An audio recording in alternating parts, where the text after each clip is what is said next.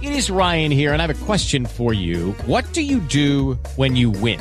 Like, are you a fist pumper, a woohooer, a hand clapper, a high fiver? I kind of like the high five, but if you want to hone in on those winning moves, check out Chumba Casino. At ChumbaCasino.com, choose from hundreds of social casino-style games for your chance to redeem serious cash prizes. There are new game releases weekly, plus free daily bonuses. So don't wait. Start having the most fun ever at ChumbaCasino.com. No purchase necessary. VGW Group. Void where prohibited by law. See terms and conditions. 18+.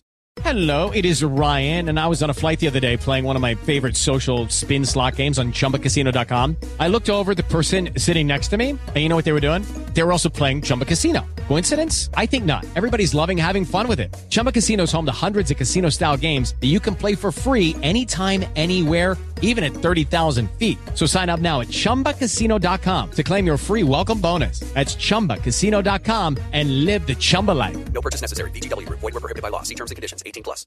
Hey guys, it is Ryan. I'm not sure if you know this about me, but I'm a bit of a fun fanatic when I can. I like to work, but I like fun too. It's a thing. And now the truth is out there. I can tell you about my favorite place to have fun. Chumba Casino. They have hundreds of social casino style games to choose from with new games released each week. You can play for free anytime, anywhere. And each day brings a new chance to collect daily bonuses. So join me in the fun. Sign up now at ChumbaCasino.com. No purchase necessary. VGW Group. Void where prohibited by law. See terms and conditions. 18+.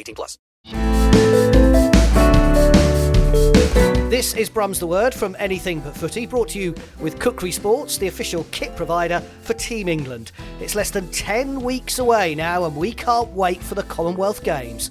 So we've started our build-up to Birmingham 2022.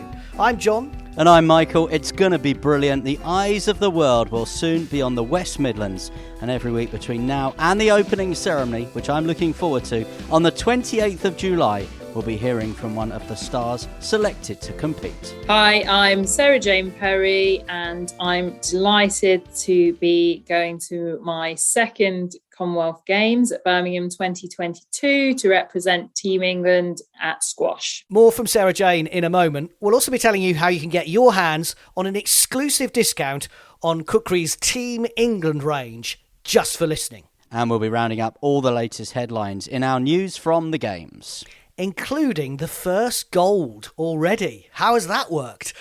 You have to find out. This is Brum's the Word with Kukri Sports, a podcast from Anything But Footy. Now, we know that the sport of squash is not on the Olympic programme, so the Commonwealth Games remains a very special event for those selected. And for Team England's Sarah Jane Perry, as she told Michael, it's all taking place in her backyard. Born and bred in Birmingham, always lived in the West Midlands, went to university at Warwick University, one of the hosts, still live in the West Midlands, train in the West Midlands, all of it.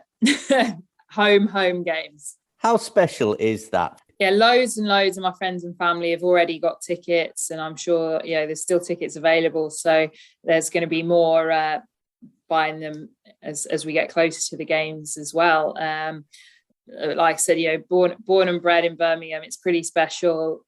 I don't think many athletes get that opportunity in their career to have the biggest multi-sports games that their sport is a part of, to have that in their home city, with so many of their friends and family able to come and watch without having to trip over the other side of the world. So it's pretty cool. And I'm also really excited for everyone competing from across the Commonwealth, but also everyone coming to watch, to experience Birmingham, the West Midlands. It's amazing cultural diversity. Like, it's a very young demographic in Birmingham, and it's very welcoming as well. And the changes to the particularly Birmingham city centre over the last 10 years have been phenomenal, and I think people are gonna absolutely love everything about the games. It's going to be spectacular. I lived and worked in Birmingham in the late 90s, lived in Edgbaston, worked for the Birmingham Post and Mail. This is going to be a fantastic event for, what I recall even back then is just a fantastic city, isn't it? It really is. I think a lot of people have a sort of idea of it from the 90s or really early 2000s. And since then, the work that's gone into the city to improve the areas in this, the city centre, the squares are all fantastic. There's so many community spaces now as well. And I think that, Commonwealth Games is known as the friendly games. I think this time they've gone extra far on that, and the cultural programme and getting people involved and the legacy side of it, there's no stone been unturned on those. They are absolutely paramount, and it's fantastic to see. And also squash has really pushed they're making themselves make sure they're the sport that gets the most out the legacy side as well, and to infuse so many young people, not just young people as well either, about sport in general, but potentially about squash is pretty amazing. And I think it's going to be a really special atmosphere across every venue, every community activity that is surrounding it. What always comes up, obviously, when we talk to squash players about the Commonwealth Games is you don't have that Olympic moment like so many of the other sports on the programme. This, for you, is as good as it gets in terms of the multi-sport event, isn't it? Absolutely. The squash isn't part of the Olympic Games. It's something we've aimed for, but have just fallen short several times. As a player, it's difficult to comprehend as a sport that ticks every supposed want and trait and desire of the Olympic Games, and it really would be the pinnacle of our sport. So it is as an actual athlete, it's frustrating that it hasn't been included, but at the same time, it's fantastic we're in the Commonwealth Games, and it is really, really special games. And for us, it is absolutely, the pinnacle of our sport, and it's right up there with our World Championships as on it levels of importance. So, it's quite difficult to comprehend the Olympic thing, but we look really positively on the Commonwealth Games, and I think we can have so many nations come and compete, and the medal spread and everything it is varied as well. So it's going to be really awesome to show our sport and show how we've modernised it and we've brought it up to date. And it is, more than anything, it's a fantastically exciting sport to watch and introduce new people to it. And there's going to be plenty of them that are going to be hooked on it pretty quickly. Well, for the record, Sarah Jane, I think it's difficult to comprehend as a squash fan and a sports journalist as well why it's not got in the Olympics, especially when you consider all of those innovations that the sport has made to try and get on the programme. But let's talk Commonwealth Games. And how do you reflect on last time and the last time you were able to compete at the friendly games? Yeah, the Gold Coast last time, that was my first games. And I think I was really hyper aware that I didn't want to be overwhelmed by the village and everything like that. And it is spectacular. And it was, I could have very easily been overwhelmed, but I think I prepared myself for that, and actually managed to stay really focused and play some really great squash to sort of make it through to the final. And the final, it didn't go my way. I fought every thing I had, and it just fell slightly short. So this time we're going in sort of very different outlook. This time I will be actually one of the top couple of seeds, whereas last time I was not seeded to get a medal, whereas I'll be probably the second and highest ranked player going in, and also have the memories and experiences from last time. So I will be absolutely lying if I said I would be pleased with anything but gold. But there's probably 4 players on the women's side going in there with that exact same attitude, and it's going to be an absolute dogfight, which is why everyone should go and watch, because I'm not gonna lie and go, right, if I do all right, it's it's going to be easy. It's absolutely not. There's some quality players in there who are ranked right around each other in the rankings, and consistency wise have been right near each other as well. So all I can do is focus on getting the best performance out of myself possible, and everything between now and then really is focused on getting myself to where I need to be for the games. I've been covering all these various team announcements for Team England. I love to hear the fact that every athlete I've spoken to says, I will be disappointed if I'm not getting the gold medal, because Team England do put the right setup around you to help that performance for that ambition, which is to be back at the top of the medal table. Absolutely, yeah. I think last time, as it was my first games, and I wasn't sure what to expect, I was going to be happy with any medal. And I was very pleased with my silver medal, but I sort of had that glimpse at the gold, and to be able to win that gold medal in front of my friends and family in my home city would just be even more special. And you don't win everything, you can't as an athlete, and that it will be disappointing if I don't. It won't be the end of the world, but it would be very disappointing. And everything between now and then is about trying to do the best I can to get that, and to help Team England stay on top of that medal table as well. And hundreds, maybe thousands of screaming Brummies behind you in a cycle where we've not seen a lot of sport with crowds, of course. It's great to have them back now, but that could be the difference this time around, maybe.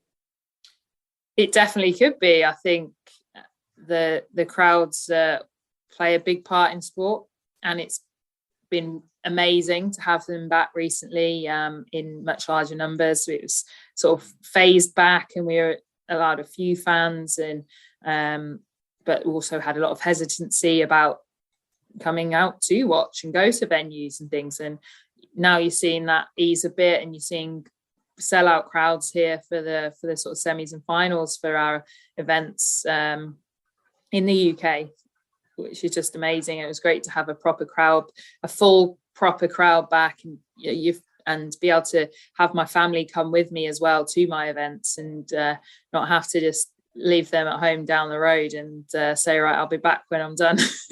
So when you win that gold medal, where is it to celebrate? Is it a Broad Street, Brindley Place kind of celebration? Harborne High Street, the mailbox? Head home? Well, my coach is he's a big fan of fine dining, so he's introduced me to the world of fine dining. So having worked in Edgbaston, I'm sure you'll be familiar with one of his go-to is always Simpsons in Edgbaston. But I'm also, and they also have the Cross in Kenilworth where I live as well. So I'm a big fan of both of those. But there's so many good. To be honest, I'm more likely to spend my money in one of the really amazing restaurants of Birmingham. There's so many, and there's a few that I haven't been to yet. But I think I'd definitely be taking my coach to either Simpsons or Adams. I think would be on the cards, definitely. I'm not sure my favourite, the Edgbaston Tandoori on the Hagley Road, is fine dining, but I'd recommend it maybe for a follow-up. I can also recommend Shababs on the Ladypool Road. That's also that was also from my coach as well. So he's been going there for 40 years and had the same thing every time. So I've had some great meals there as well. Well, we look forward to seeing your celebratory pictures online from one of those fine Birmingham eateries when the job is done. Thank you so much for your time. Thank you. As always, absolutely brilliant, Michael. Commonwealth Games and culinary recommendations. Frankly, what more do you need from a podcast? Now, Sarah Jane is one of 9 squash players selected to wear the Kukri Sports Team England kit at Birmingham 2022.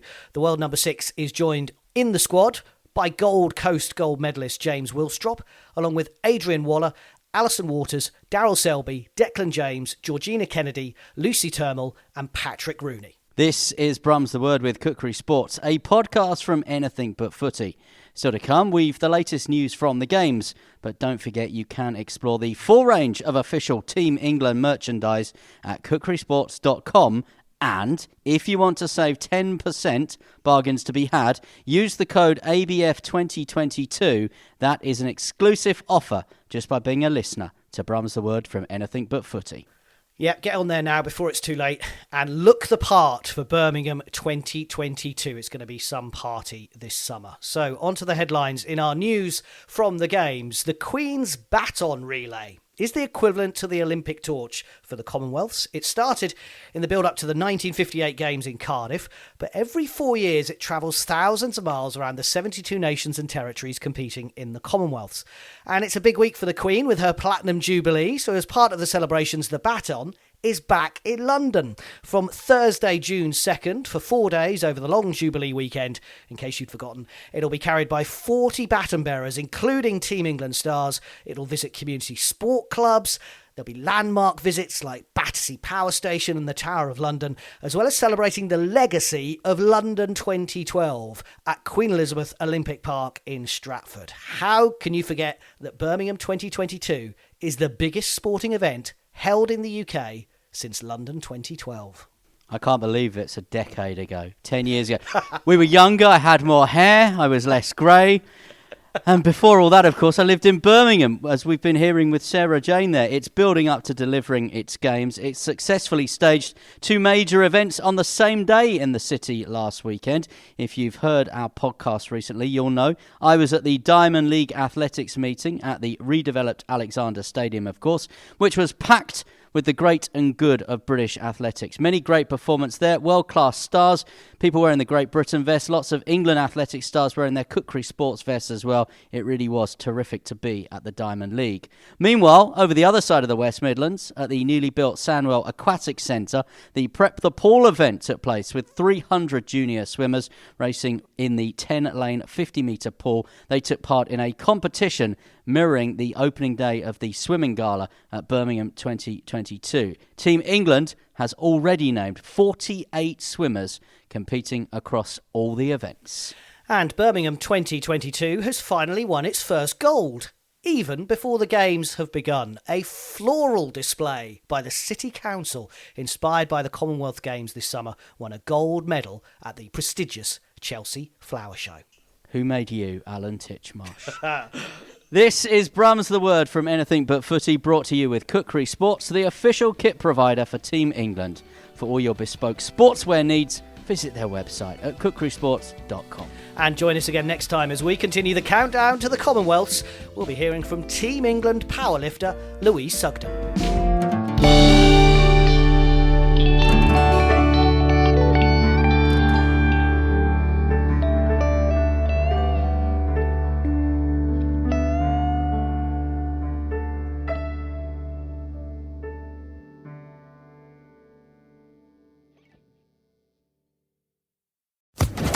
Social Podcast Network.